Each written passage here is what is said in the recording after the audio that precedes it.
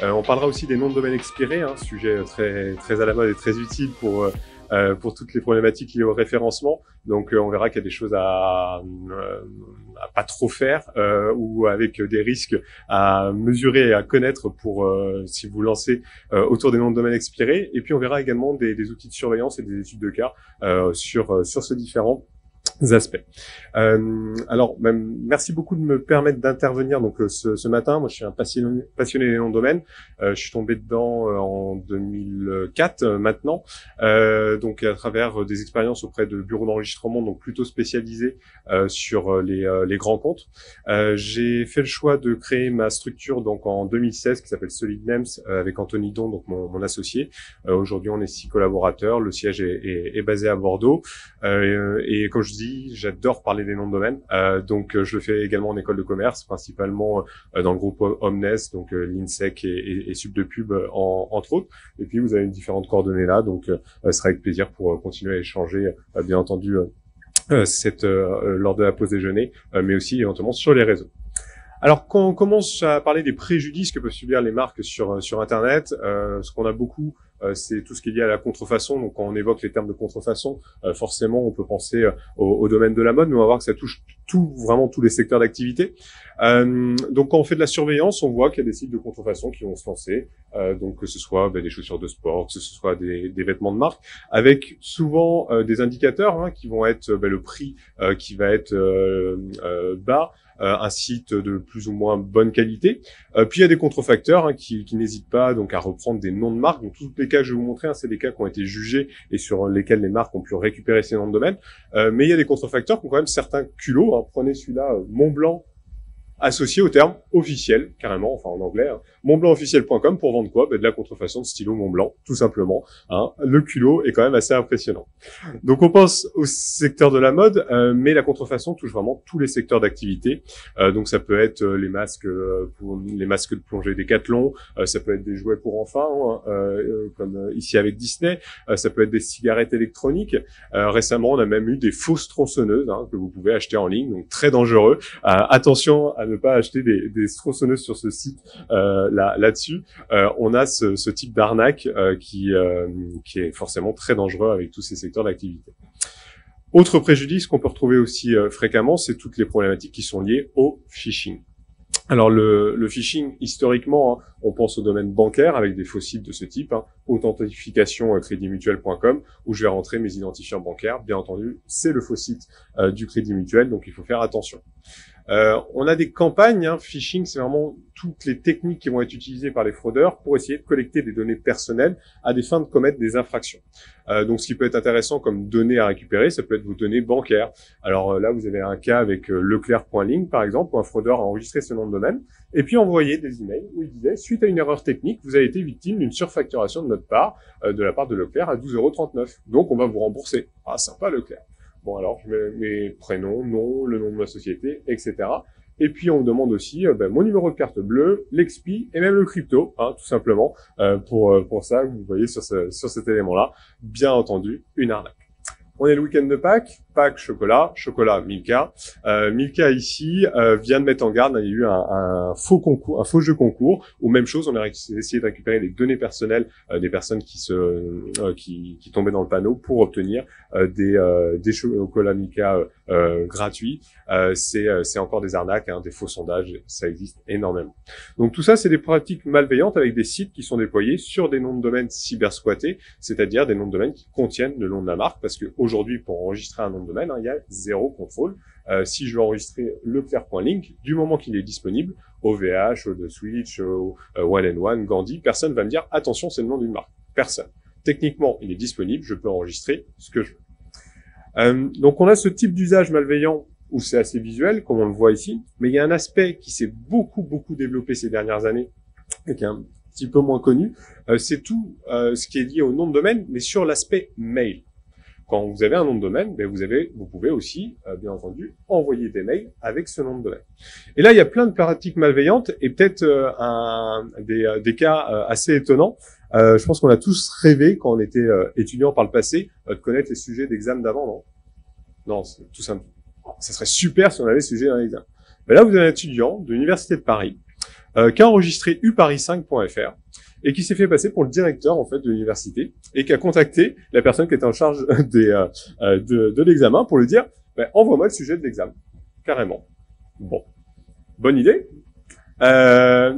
Il s'en est servi aussi pour diffuser une fausse information, c'est-à-dire que au concours qui était organisé, il a envoyé un mail à tous les autres étudiants, il y avait plus de 200-250 étudiants dans sa promo, en disant au fait l'examen il n'a pas lieu ce jour-là.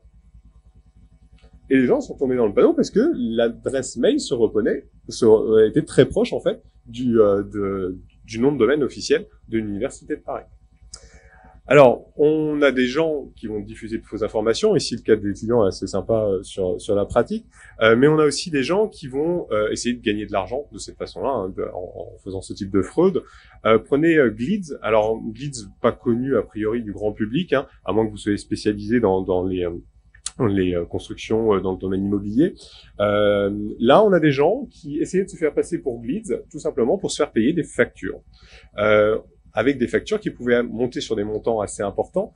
Ils étaient en charge, entre autres, d'un projet immobilier qui s'appelait l'îlot Saint-Germain, et ils ont réussi à faire passer des factures allant jusqu'à 900 000 €.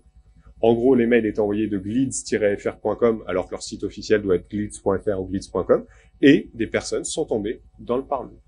900 000 €.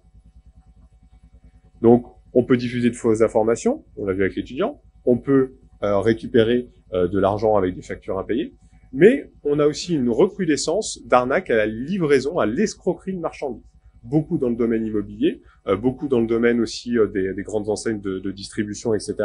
Prenez ici icadgroup.com, donc un escroc a enregistré icad-group.com, s'est fait passer pour ICAD, a contacté un fournisseur en Allemagne en disant pour ce projet immobilier, j'ai besoin de tel matériel, livre-moi là-bas. Hop, la personne n'a pas vérifié, a vu les mails officiels, il est tombé dans le panneau, il a livré pour 400 000 € de marchandises. Quand au bout de 60 jours il était toujours pas payé, il a appelé ICAD en disant vous faites là le matériel que je vous ai livré il y a 2 mois, vous pensez me le payer quand? Ben on n'a jamais passé commande. Ben si, j'ai reçu votre bout de commande et ça venait du nom de domaine icad-group.com, c'est à vous. Ben non, c'était pas à moi, c'était un fraudeur. Donc, escroquerie à la livraison de marchandises. Et aussi, ce qu'on voit pas mal en ce moment, c'est des escroqueries pour récupérer des données personnelles. Et comment les escrocs font ça? Ils se font passer en fait pour des services de recrutement.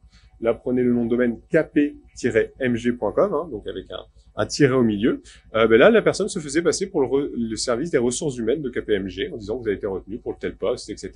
On est ravis de vous retrouver, de vous compter parmi nous. Envoyez-moi votre carte d'identité, vos coordonnées bancaires, etc. Et récupérez ce type de données personnelles.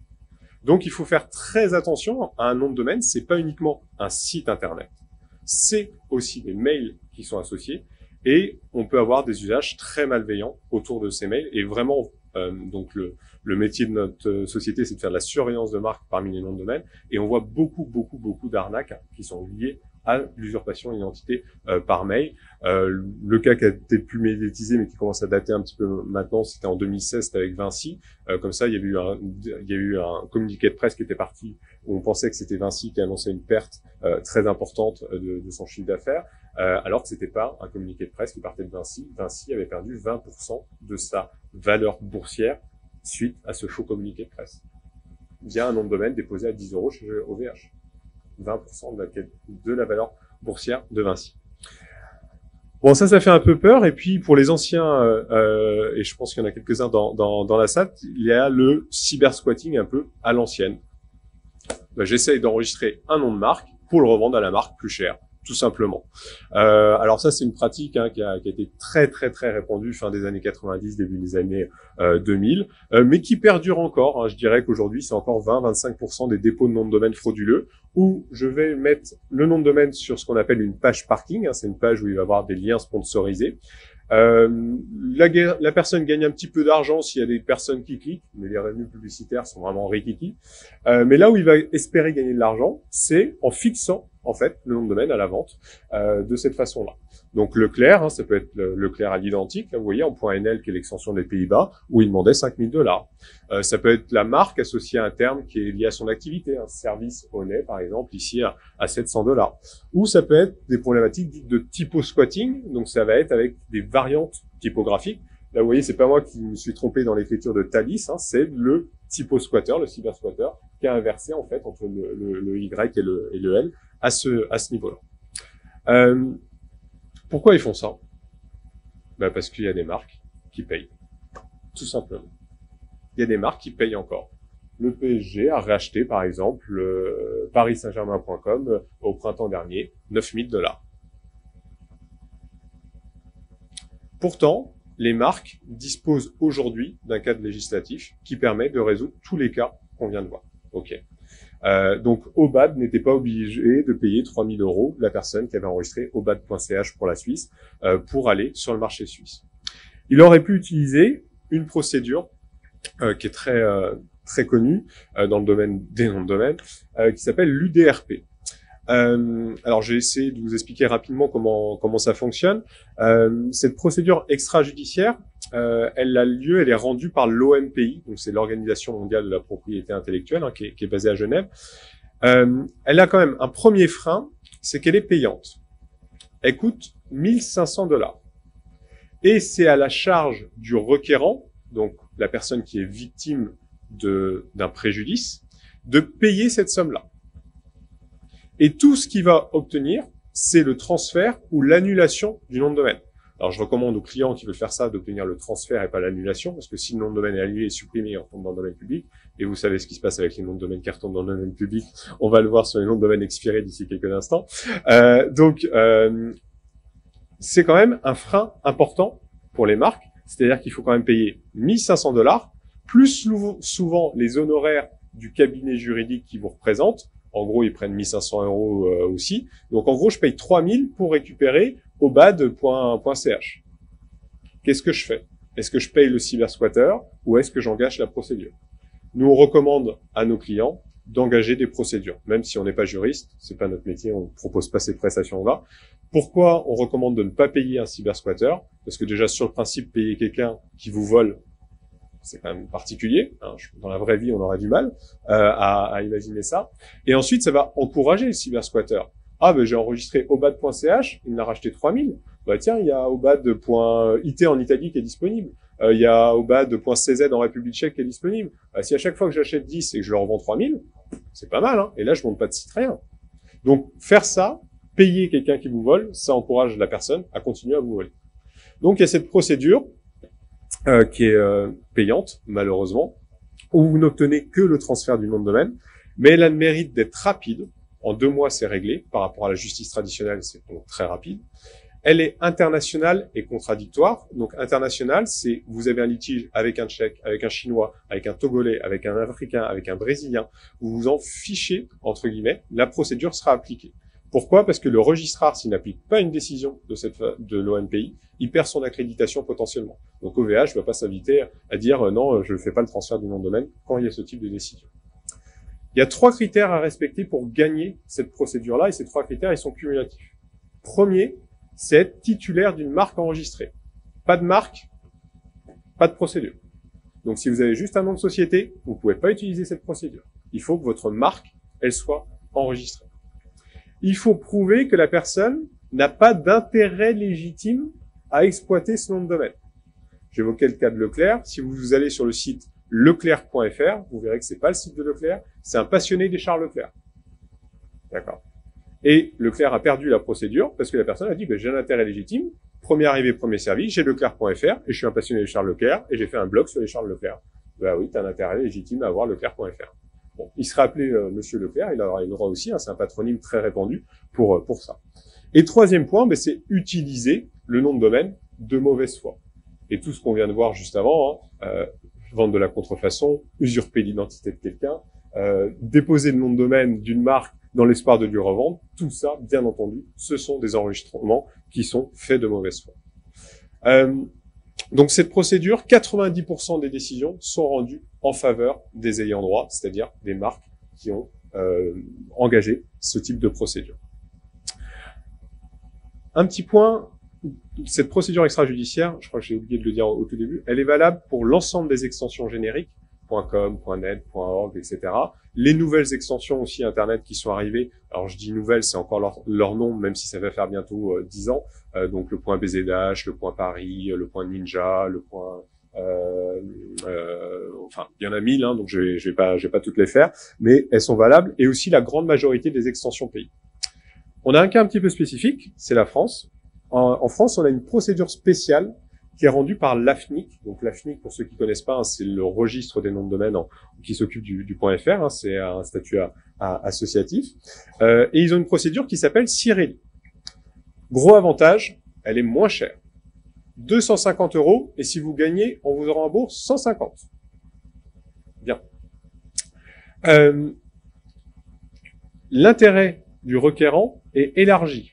C'est-à-dire que si vous avez eu un nom de société, un patronyme, ou même parfois un nom de domaine identique ou similaire, c'est-à-dire potentiellement le même nom en .com, en .org ou autre chose, vous pouvez, c'est un élément que vous pouvez mettre en avant dans la procédure Sireli pour récupérer le nom.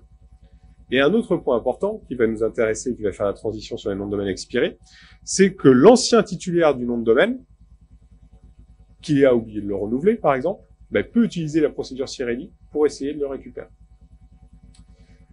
Les deux autres critères sont quasiment identiques par rapport à ce qu'on a vu auparavant sur la procédure UDRP. C'est prouver que la personne n'a pas d'intérêt légitime en face, et prouver qu'il a le nom de domaine et qu'il utilise de mauvaise foi. Et parmi la mauvaise foi, il y a entre autres le fait de vendre le nom de domaine, de le louer ou de le transférer. Alors, c'est moins cher, hein. Les cabinets, par contre, les frais de cabinet juridique, hein, c'est toujours les mêmes, hein, parce que la procédure, elle se ressemble, donc ils prennent souvent aussi autour de 1500 € pour vous représenter, pour ces éléments-là. Mais le fait que la procédure soit moins chère, il y a beaucoup de sociétés ou de particuliers qui l'engagent, parce que 250 €, dont 150 € remboursés, mais les frais avancés sont quand même moins importants. Et du fait que s'il y a ce frein à l'entrée qui soit quand même beaucoup moins élevé que 1500 $, on voit que le nombre de décisions favorables est quand même beaucoup moins important. On est à 60%, alors que sur la procédure UDRP, on était à plus de 90%. Alors, aujourd'hui, les noms de domaine expirés, comment ils s'inscrivent un petit peu par rapport à ces différents préjudices et à ce cadre qu'on vient de voir. Aujourd'hui, il y a plein de plateformes, hein, donc je suis pas là pour faire une conférence sur les différentes plateformes. Donc au niveau des extensions génériques, hein, les plus connues, vous connaissez sûrement Dropcatch et SnapNames. Sur le marché du .fr, on a deux leaders français qui sont DomExpire et KiffDom, et puis d'autres acteurs qui vont faire plus d'extensions pays aussi, comme CatchTiger, par exemple, ou Domain Order. Ce système de Snap, il fonctionne sur le principe donc du premier arrivé, premier servi. Et quand vous êtes bureau d'enregistrement, vous avez un certain nombre de tentatives de création de nom de domaine que vous pouvez faire. Quand vous en faites trop, l'AFNIC peut vous dire non, t'as plus le droit, t'en as fait trop. Donc l'AFNIC a mis en place un système de licence qui s'appelle FRRush aujourd'hui, qui permet aux bureaux d'enregistrement qui souhaitent faire ce type d'activité de payer une licence qui soit dédiée à ça pour ne pas boucher la chaîne d'enregistrement classique.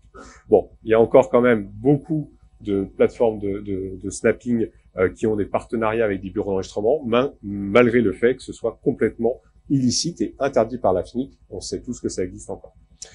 La licence FRRush, elle coûte quand même 150 € par mois. Ok, auprès de l'AFNIC. Pour vous donner un ordre d'idée, je crois qu'aujourd'hui, celui qui en a le plus, c'est DomExpire. Ils en ont 20 actuellement, pour essayer de snapper un maximum pour ça. Alors, l'AFNIC a mis ça en place pour avoir un cadre légal et technique pour faire du service de drop catching. Nos voisins belges, eux, ont dit « N'abandonnez pas un nom de domaine ». Il y a un risque. Alors le risque en référencement, on le voit tout de suite, ça va être de récupérer le jus qui va nous intéresser, mais ça peut être aussi au niveau de la récupération de mails. Forcément, les gens peuvent aussi récupérer les mails qui vous sont encore adressés s'ils mettent un petit système de catch-all là-dessus. Alors pourquoi les sociétés abandonnent des noms de domaine? Il y a des fois on se pose vraiment des questions. Prenez cet exemple très récent en tout début d'année. Je m'interroge sur Twitter, je vois que Sanofi Pasteur est titulaire depuis décembre 2000, c'est-à-dire ça fait 22 ans qu'ils ont ce nom de domaine, d'un petit nom de domaine, joli EMD, on évoquait le cas des EMD tout à l'heure, vaccination.fr, terme un peu d'actualité. Bon, on ne sait pas pourquoi, 22 ans après l'avoir enregistré, c'est cette année qu'ils ont décidé de l'abandonner. Bon, ok, ils en faisaient rien, hein, mais vaccination, c'est pas grave.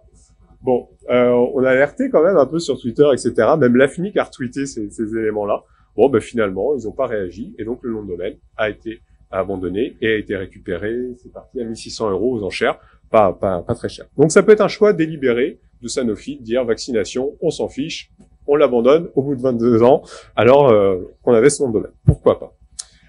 Il y a un point où il faut que vous fassiez attention. Vous savez, quand vous enregistrez un nom de domaine, on vous demande votre adresse mail. Alors, quand vous êtes quelqu'un de bonne foi, dans le même temps, vous mettez votre vraie adresse mail, vous mettez votre vraie adresse. Par contre, et donc là, vous avez vu le statut du nom de domaine, il était état supprimé. État supprimé, ça veut dire que le nom de domaine n'a pas été renouvelé par son titulaire et qu'au bout de la période de rédemption, 30 jours après, le nom de domaine va être officiellement abandonné et supprimé. Regardez ce nom de domaine qui a été vendu aux enchères il y a 15 jours, fromage.fr. Regardez le statut du Wiz en haut, c'est écrit bloc. Qu'est-ce qui se passe sur ce nom-là? Ben, en fait, il y a une procédure auprès de l'AFNIC où l'AFNIC peut faire ses propres contrôles, ou quand elle se rend compte que des données sont erronées, soit au niveau de l'adresse postale, du numéro de téléphone ou de l'email, ben, elle peut demander un contrôle. Et au bureau d'enregistrement. Donc là, il était chez OVH. Donc OVH va dire, ah, on a un contrôle de l'AFNIC. Client vérifie, est-ce que tu peux me confirmer que tu es bien là? Ben là, le client, malgré qu'il avait ce nom de domaine depuis 2001, il n'a pas répondu à OVH. Et au bout de 30 jours, ben, le nom de domaine, il est shooté. Donc cette société, pas très loin, dans le 44, ici, a perdu le nom de domaine fromage.fr qu'elle avait depuis 20 ans. Il est parti aux enchères, 7 000 € fin mars, et il y a une petite marketplace là qui vient d'être lancée sur ce nom, fromage.fr, au pays du fromage, c'est quand même plutôt pas mal, comme joli nom. Donc faites attention, on pense au nom de domaine qui expire naturellement, mais on peut aussi avoir ce type de nom de domaine suite à des contrôles qui sont faits par les registres. C'est une obligation d'avoir des coordonnées Wiz qui soient à jour. Alors ensuite, on peut avoir d'autres noms qui sont abandonnés a priori de façon délibérée par les marques.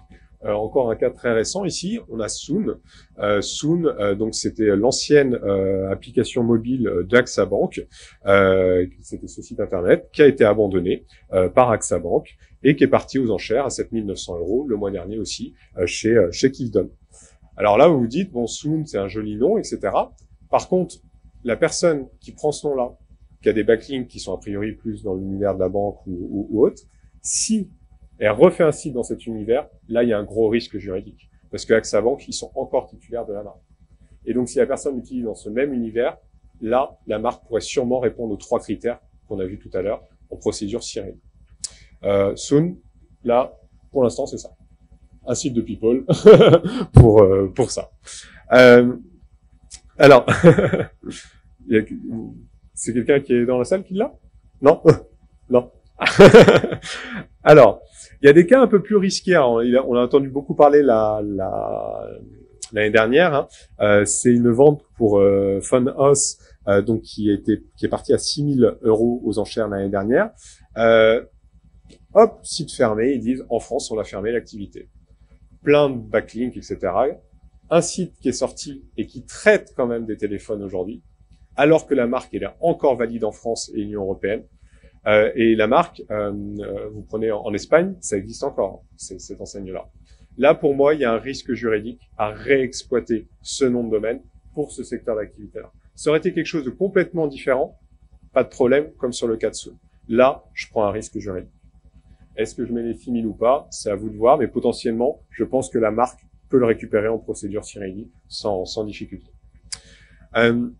Alors, on a des personnes qui utilisent ces procédures pour récupérer les noms. Alors, des personnes qui sont parfois pas très connues ou qui utilisent leur nom pour faire la transition avec ce qu'on a vu tout à l'heure. Là, vous avez cette nutritionniste, Valérie Espinas. Moi, je la connaissais pas.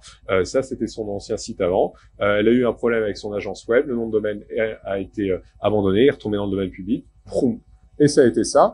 Alors l'AFNIC a dit voilà, bon, il y a eu des articles d'information vidés de sens, mais sur une thématique similaire. On voit cannelle brûle graisse pour gel brûleur de graisse, machin. Bon, ça a été lancé de cette façon-là. Et bien entendu, Valérie Espinas a pu récupérer ce nom de domaine-là en procédure Cyril. Vous allez avoir les marques qui vont aussi utiliser donc la procédure UDRP qu'on a vu tout à l'heure sur les extensions juridiques. Alors parfois, juste, oups, on s'est trompé. La banque Accor, hein, qui est devenue Honnête depuis, ils ont fait une procédure l'année dernière pour récupérer le nom de domaine banqueaccor.com. Oups, on n'a pas renouvelé en raison d'une erreur administrative. C'est quand même le nom de ta marque, tu l'oublies. Voilà, bon, c'est pas grave. Prenez la Transat Jean Vabre, où là le nom de domaine, il a été abandonné également par le site de la Transat. Par contre, quand il a été remonté avec ce site, qui a l'air plutôt propre, où la personne a dit: je suis un passionné de voile, hein, on est à La Rochelle, voilà, j'ai un intérêt légitime et j'ai fait un site là-dessus. Et pour prouver la mauvaise foi de la personne, la marque a mis en avant plusieurs éléments. C'est quand ils l'ont mis en demeure, le prétendu fan, il a dit: bon, écoute, on va arranger le litige, tu me passes 1000 balles et puis on n'en parle plus. Donc ça a été considéré comme étant quelque chose, comme un acte de mauvaise foi, parce qu'on l'a vu dans les procédures. Acheter un nom de domaine reprenant le nom d'une marque dans l'espoir de le revendre à la marque, c'est considéré par la jurisprudence comme de la mauvaise foi. Et de plus, il y avait de la publicité, en fait, sur ce site internet, AdSense, pay-per-click, etc. Et donc ça a été considéré comme de la mauvaise foi. Et l'expert en pays a donné une décision en faveur de la marque qui l'a récupérée. Alors que le site était, voilà, c'était pas comme Valérie Espinasse, on vient de le voir là-dessus. Alors, autre pratique malveillante, hein, c'est sur un nom de domaine expiré, on s'embête pas, on reprend le même site. Bon, ça c'est mal. Prenez ici French Tech Tremplin, donc une opération organisée par la French Tech. Alors, faut pas oublier quand même, moi je trouve que les marques ont quand même c'est tendre un peu le bâton pour se faire battre, quand même. Ils ont 30 jours, c'est-à-dire votre site, quand la date d'expiration est passée, il est coupé. Hein. Donc tout de suite, normalement, vous vous rendez compte. Si vous avez des mails, c'est un site, vous vous rendez compte qu'il n'y a plus rien. S'ils ne réagissent pas dans les 30 jours, c'est là où après, il passe et où il est supprimé. Donc là, c'est quand même des noms qu'ils ont laissé expirer. Donc là, c'est l'État français, le ministère de l'économie, qui a oublié de renouveler ce nom de domaine. La personne l'a repris, a remis tout le même site, sauf qu'il a proposé différents liens. Par exemple, vous voyez, on peut investir dans l'auto-trading Bitcoin là-dessus, Révolution, avec ce type de lien, mais ça, c'est considéré comme de la mauvaise foi. Hein. Insérer dans le contenu du site plusieurs liens vers des sites web extérieurs qui sont susceptibles de permettre aux cybersquatteurs de générer des revenus publicitaires, ça, c'est de la mauvaise foi. Et donc, l'État français a pu récupérer ce nom de domaine. Mairie de Marseille, ils avaient ce site, le site de la mairie du 4e et du 5e. Ils n'ont pas renouvelé le nom de domaine. Le nom de domaine est retombé dans le domaine public. La personne a remis le site. Même chose, ça a été considéré comme du cybersquatting. Alors là, on s'est embêté, entre guillemets, à refaire les sites. Nos amis chinois, eux, ils s'embêtent pas. Je pense que vous avez tous ce type de page. Hein. Ça pique un peu les yeux. On mélange du contenu adulte et du jeu et du jeu. Donc là, vous avez l'ancien site de 5 à sec qui avait leur programme de fidélité my5asec.com qui a changé. Et là, peut-être qu'il y a un élément. Ça, c'est l'ancien site de l'Office des postes de Monaco. Donc Monaco, le jeu, peut-être que c'était ça qui les intéressait. Mais là aussi, donc des noms de domaine qui ont été abandonnés par les marques. Les marques s'en sont rendues compte, il y a eu ce contenu, et ils ont attaqué. Souvent, les marques, elles attaquent beaucoup moins pour ce type de contenu, parce qu'ils aiment pas trop avoir des femmes dénudées, des jeux d'argent qui sont associés à leur nom. Donc, ce type de contenu, les marques vont agir assez rapidement.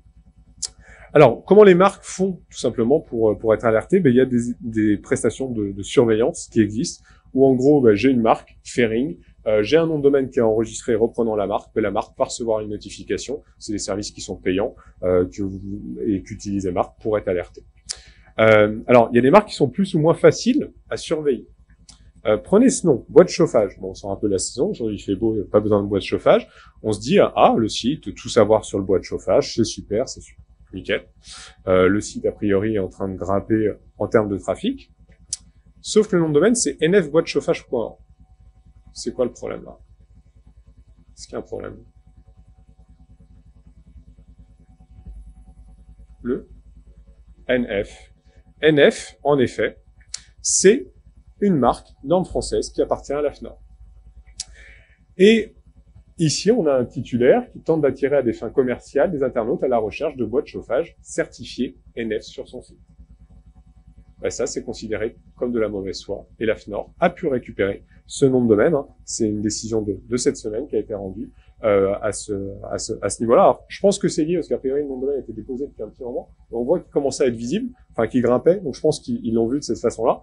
Mais par contre, NF à surveiller, c'est une catastrophe. N'oubliez pas, un nom de domaine, vous pouvez surveiller une marque à l'identique, au contenant ou à l'approchant, mais il y a des marques qui sont très compliquées à surveiller. Tout ce qui est marque courte, prenez ING, la banque, prenez tous les termes anglais, marketing, booking, il y a ING dedans.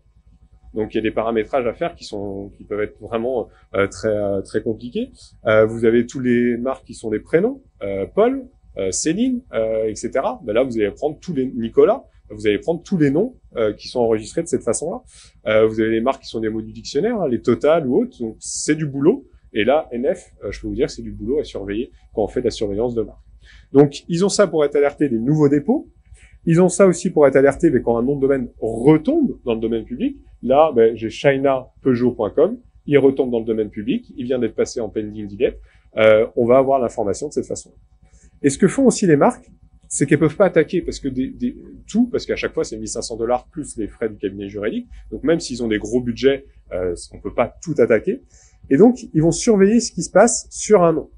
Prenez beansport.live, c'est juste un WordPress comme ça. Si je regarde à l'instant T, je m'en fiche. Par contre, si dans 2 mois, c'est un site qui fait du streaming, ça va intéresser. Ils vont voir l'information. Donc, vous avez des outils qui vous permettent, en fait, de surveiller ce qui se passe au niveau du site web, au niveau du Wiz, et aussi de regarder ce qui se passe au niveau du mail. Regardez s'il n'y a pas un serveur de messagerie qui est enregistré. groupeLDC.com, il n'y a pas de site, il n'y a rien, ou c'est la page d'attente d'OVH. Bon, je me dis c'est pas grave. Par contre, s'il y a des serveurs de messagerie avec des personnes qui contactent des fabricants de matériel informatique pour lui dire je suis groupe LDLC, je veux t'acheter ces éléments-là, là, c'est dangereux. Donc, vous avez des systèmes comme archive.org ou un événement ou ce type de service, ça c'est des choses qu'on peut faire, où on surveille pour des clients comment ça se passe et dès que le nom de domaine bouge, vous avez en fait une alerte. Alors, ça peut être aussi utile pour les marques dans des cas un peu particuliers. Si je vous dis EAT, alors dans le domaine du référencement, ça a une autre signification, mais autrement on se dit EAT, IT, au niveau de l'anglais, là c'est un domaineur qui avait investi sur ce nom de domaine. Nom de domaine déposé depuis avril 2005 et listé à la vente. Il y a un point que j'ai dit tout à l'heure sur les litiges, il faut être titulaire bien entendu d'une marque antérieure, c'est-à-dire avoir la marque avant. Donc là on peut pas aller taper sur it.fr parce que Just It est arrivé après, ils sont arrivés en 2014, le nom de domaine était déposé en 2005. Sauf qu'il y a une évolution de la jurisprudence qui a commencé l'année dernière.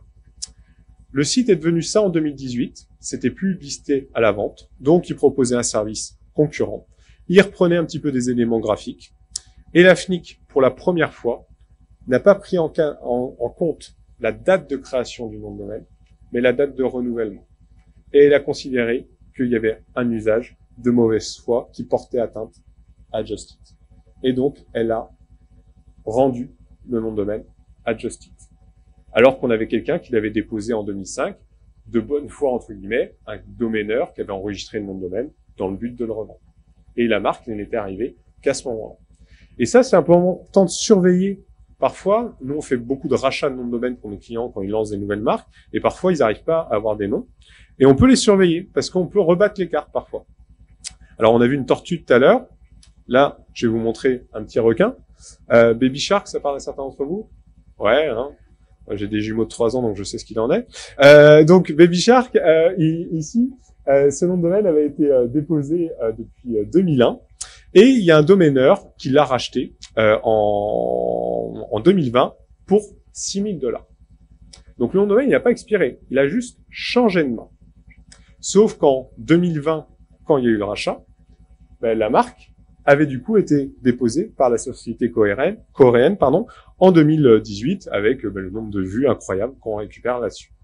La marque a gagné sa procédure extrajudiciaire pour récupérer le nom de domaine. Donc en gros, ils ont récupéré pour 1500 $ le nom de domaine qu'avait racheté un domaineur, 6 000 $. Et le domaineur, quand il avait été contacté au moment du changement de nom, il demandait 100 000 $ à la société coréenne pour babyshark.com. Donc c'est super important. C'est pas parce que vous n'avez pas eu un nom de domaine à l'instant T qu'il faut pas continuer à le surveiller parce que la situation peut évoluer. Donc Baby Shark, moi, ça me sert à les calmer. Des fois, j'ai pas fait appel à Super Nanny par rapport à mes enfants, mais Super Nanny, je pense que tout le monde se souvient un petit peu de cette émission. C'était ce site-là, nom de domaine déposé en 2000, exploité, pas de problème. Sauf que le nom de domaine, il change de titulaire en 2018. Mais en 2018, la société qui produit l'émission avait entre-temps la marque et acquis ces éléments. Et donc, elle a pu engager la procédure, parce que la procédure, elle dit, indépendamment de la date de création, si un défendeur acquiert un nom de domaine après l'acquisition des droits, le sens se penchera sur les circonstances à la date duquel le défendeur a racheté le nom de domaine. Donc, c'est aussi important quand vous rachetez un nom, bien de vous assurer que c'est pas la date de création, c'est la date de rachat, finalement, qui va refaire démarrer la date. Donc, c'est des points un petit peu subtils, mais voilà, je voulais vous les signaler dans ce point-là. Je termine sur un cas aussi où quand on rachète des noms, parfois on n'arrive pas à trouver un accord. Alors, prenez ici une société de fleurs au Danemark qui voulait avoir le nom de domaine queen.com. Queen.com, il appartient à Rick Schwartz, qui est un domaineur très connu aux États-Unis, qui a plein de noms de domaine. Il a vendu porno.com, par exemple, 9 millions de dollars, c'est les ventes les plus connues. Et il a aussi queen.com. Et quand la société danoise l'a contacté pour lui vendre, il lui a proposé de le vendre 2 millions de dollars ou 15 000 dollars par mois. Et le Danois dit non, tu te fous de moi, je t'attaque. Ben là, ils ont perdu la procédure. On est dans le cas un peu spécifique des RDNH. En fait, là-dessus, c'est le nom de cette procédure abusive quand elle est utilisée par un titulaire de marque. Parce que certes, le Danois, il a la marque Queen au Danemark pour les fleurs. Mais Queen, c'est quand même un terme générique. Et ce que reconnaît aussi la jurisprudence, c'est qu'on a le droit d'avoir un nom générique pour le revendre. Et lui, le domaineur, il n'a pas fait un site sur les fleurs, etc. Il a un nom Queen qui est un terme générique. Vous avez donc quand même le droit d'avoir, si vous êtes des domaineurs, des investisseurs en nom de domaine, des noms qui sont des noms de marque ou des noms génériques, du moment qu'on n'a pas une exploitation de mauvaise foi.